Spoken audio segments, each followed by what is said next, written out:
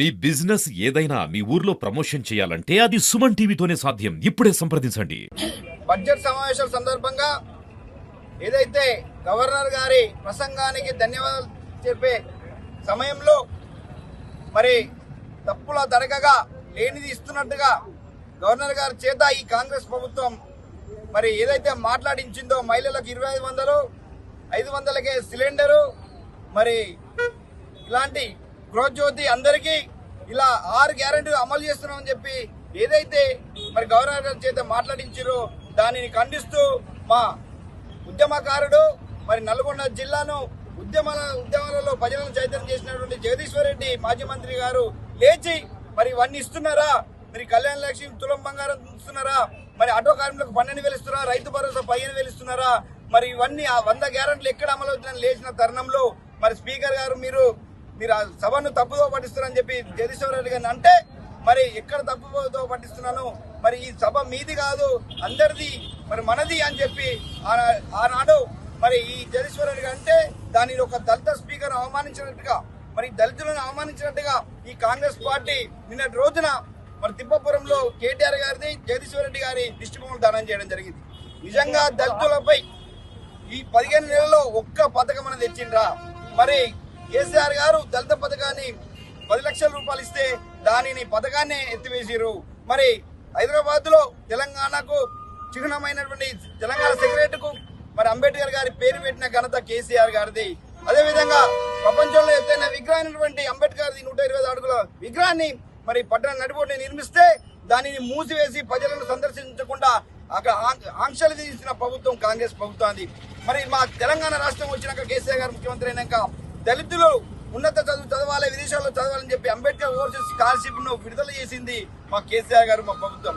మరి తెలంగాణలో దళితులంతా బాగుండాలని చెప్పి మొట్టమొదటిగా కళ్యాణ లక్ష్మి ఎస్సీ ఎస్టీలకు దళితులకు పెట్టడం జరిగింది. ఇలా చెప్పుకుంటూ పోతే దళితులకు ఎన్నో కార్యక్రమాలు చేసిన పార్టీ మరి కేసీఆర్ గారి పార్టీ.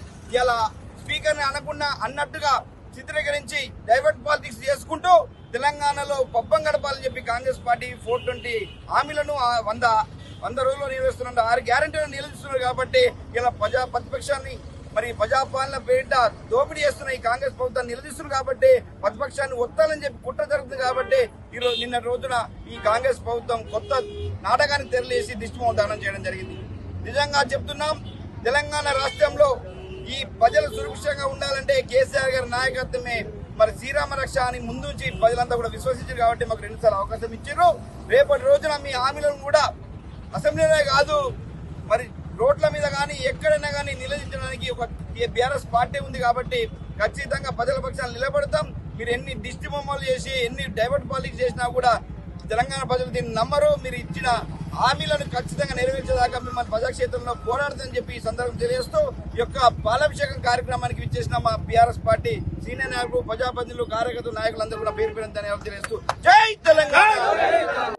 దిష్టి బొమ్మ చేయడంలో మరి ఇక్కడటువంటి స్థానిక ఎమ్మెల్యే మన ప్రభుత్వం అయిపోయినటువంటి ఆది సీనన్న ఉండడం చాలా బాధాకరం.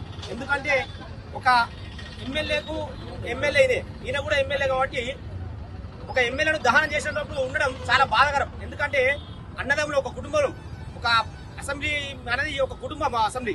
అసెంబ్లీలో ఒక ముఖ్యమంత్రిని అనొచ్చు, మాట్లాడు వారి మీద ఉంటే చెయ్యి, కానీ ఒక దహనం చేయలో మీరు పాల్గొనడం చాలా బాధాకరం.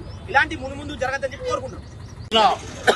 వేములవాడ పట్టణంలో ఉన్నటువంటి కాంగ్రెస్ నాయకులు మరి కేటీఆర్ గారిది, జగదీష్ రెడ్డి గారి యొక్క దిష్టిబొమ్మను దహనం చేసి వాళ్ళు ఏదో మేము పైచేతిక ఆనందం పొందుతామంటే అది కరెక్ట్ కాదు. మీ డైవర్షన్ పాలసీలన్నీ ఎప్పటికప్పుడు మేము అబ్జర్వ్ చేస్తూ మేము కూడా ఒక రెడ్ బుక్ కూడా పెట్టుకున్నాం. మీ యొక్క ఆగడాలను, మీ డైవర్షన్ పాలసీలను మొత్తం రికార్డు చేసి కూడా ప్రజల ముందు పెట్టడానికి సిద్ధంగా ఉన్నాం. మరి మీరు కొత్తగా గెలిచినప్పుడు ఫోన్ ట్యాపింగ్ అన్నారు, కాళేశ్వరం స్కామ్ అన్నారు, లేదా లిక్కర్ స్కామ్ అన్నారు. ఏమి కూడా నిరూపించుకోలేని ఏదో అసెంబ్లీలో ఏదైనా అండర్ కాన్స్టిట్యూషన్ ప్రకారమే నడుస్తుంది వే ఆఫ్ టాకింగ్. అది మీకు కనీసం బుద్ధి జ్ఞానం ఉండాలి. అధికార పార్టీలో ఉండి అధికార హోదాలో ఉండి ఒక ఎమ్మెల్యే స్పీకర్ పట్ల ఏకవచనంతో దూషించిరని మీరు దిష్టి బొమ్మను తగలగొట్టుకునే స్టేజ్కి దిగదారు అనేది ఒకసారి ఆత్మ పరిశీలన చేసుకోండి. దానికి ఒక సెక్షన్ ఉంటుంది. ఎవరైతే స్పీకర్ గారి పట్ల అక్కడ ఎస్టీయా బీసీయా మైనార్టీసా అగ్రవర్ణాల వారా అనేది పాయింట్ ఆఫ్ కానే కాదు. అక్కడ స్పీకర్ హోదా స్పీకర్దే. స్పీకర్ గారి పట్ల మరి అసెంబ్లీలో ఉన్నటువంటి శాసనసభ్యులు ఏకవచనంతో దూషించుండని మీరు నిరూపించుకొని తనని సస్పెండ్ చేసిర్రు. సస్పెండ్ చేస్తే తన న్యాయపరంగా ఉన్నటువంటి న్యాయ సలహాలు తీసుకొని ఎలా రావాలో ఆ పద్ధతిలో రావడం సిద్ధంగా ఉన్నాడు మా ఎమ్మెల్యే గారు. కానీ మీరే బట్టలు చెప్పుకొని మీరే పెద్ద పాలక శిక్ష చదువుకున్నాం చిన్న పాలక శిక్ష చదువుకున్నామని మీ కాంగ్రెస్ నాయకులు పెద్ద చదువులు చదువుకున్న మాట్లాడిన మాటలు అవన్నీ మానుకోరు దయచేసి. TRS party very strong Vemulawada town లో. ఎందుకంటే అందరు వీళ్ళు ఎడ్యుకేటెడ్స్. మీరు ఏం మాట్లాడుతున్నారు అనేది పూర్తి అవగాహనతోని ఆలోచించి ప్రజల్లోకి మీరు ఇచ్చినటువంటి హామీలను 6 గ్యారెంటీల హామీలను 100 రోజులలో నిర్వహిస్తా ఉన్నారు. 400 420 గ్యారెంటీలను మీ ఎల్లకాలం మీ 5 ఏళ్ల పాలన నేను చూస్తాను. ఇప్పటి వరకు పూర్తి స్థాయిలో ఏ ఒక్క పథకం మీరు ఇచ్చిన హామీ నిరూపించినట్టయితే వేములవాడ నడిబొడ్డున ఇదే బీఆర్ఎస్ పార్టీ వాళ్ళం మేము ఎక్కడికంటే అక్కడికి చర్చకు రావడానికి సిద్ధంగా ఉన్నాం. మీరు ఆ చర్చా వేదికను గుర్తించుర్రి. సమయం టైం చెప్పండి. ప్రజలకు మీరు చేసింది నిజమా, మీ పరిపాలన నిజమా అనేది మీరు నిరూపిస్తాం.